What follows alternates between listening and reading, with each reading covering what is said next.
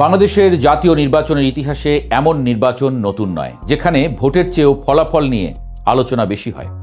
প্রচারের মাঠে যেমন উত্তাপ ছিল, ভোট শেষ হওয়ার পর সেই উত্তাপ রূপ নিচ্ছে অনিশ্চয়তায়। এই অনিশ্চয়তার কেন্দ্রে এখন একটি প্রশ্নই ঘুরছে: পরাজিত শক্তি কি এই ফলাফল মেনে নেবে? নির্বাচনে আলোচনায় এসেছিলেন অনেক পরিচিত মুখ। ধর্মভিত্তিক রাজনীতির মাঠে যারা বছরের পর বছর সরব ছিলেন, তাদের কয়েকজন এই নির্বাচনে হেভিওয়েট হিসেবেই বিবেচিত ছিলেন। কিন্তু ভোটের রায় তাদের পক্ষে যায়নি। বাস্তবতা কঠিন, ভোটের বাক্স কঠোর। বাংলাদেশ জামায়াতে ইসলামের সেক্রেটারি জেনারেল মিয়া গোলাম পরোয়ারের পরাজয় শুধু একটি আসনের পরাজয় নয়, এটি একটি রাজনৈতিক বার্তা। কক্সবাজারে হামিদুর রহমান আজাদ, সুনামগঞ্জে শিশির মনির, এই হারগুলো বিচ্ছিন্ন ঘটনা নয়, এগুলো একত্রে একটি প্রবণতার ইঙ্গিত দেয়। 11 দলীয় জোটের অংশ খেলাফত মজলিস নেতা মামুনুল হকের পরাজয়ও তেমনি প্রতীকী। ভোটের ব্যবধান কম বা বেশি হওয়া এখানে মুখ্য নয়, মুখ্য হলো জনরায় তার বিপক্ষে গেছে। অন্যদিকে জয় পেয়েছে প্রধান ধারার দলগুলো। বাংলাদেশ জাতীয়তাবাদী দল, জামায়াত এবং এনসিপির সমর্থিত কয়েকজন প্রার্থী সংসদে পৌঁছেছেন।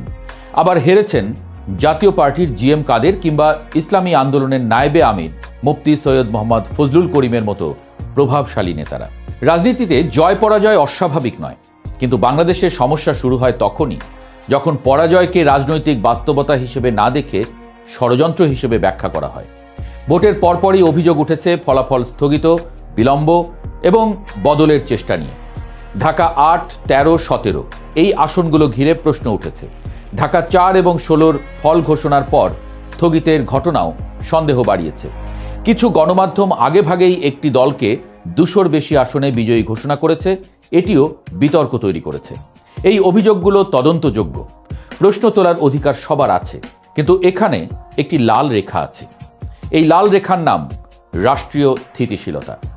যদি এই অভিযোগের ভাষা রাস্তায় নামে, যদি বক্তব্যের বদলে অবরোধ আসে, যদি মিছিলের বদলে সংঘর্ষ শুরু হয়, তাহলে পরিস্থিতি আর রাজনৈতিক থাকে না, তখন তা রাষ্ট্রীয় সংকটে রূপ নেয়। বাংলাদেশ এই পথ খুব চেনে, খুব ভালোভাবেই চেনে। 2013, 14, 23 প্রতিবারই নির্বাচন ঘিরে অচলাবস্থা তৈরি হয়েছে। প্রতিবারই সাধারণ মানুষ সবচেয়ে বেশি ক্ষতিগ্রস্ত হয়েছে।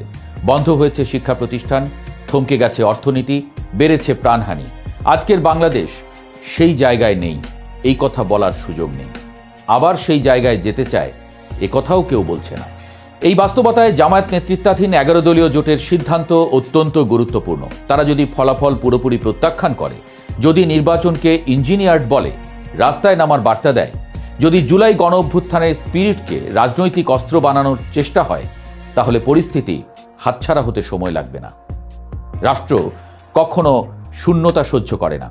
অস্থিরতা হলে শক্তি সেখানে ঢুকে পড়ে, তখন রাজনীতি আর নাগরিক অধিকারের জায়গায় থাকে না। আজ নির্বাচন কমিশনের দিকে আঙুল উঠছে। বাংলাদেশ নির্বাচন কমিশনের দায়িত্ব প্রতিটি আসনের ফল স্বচ্ছভাবে প্রকাশ করা।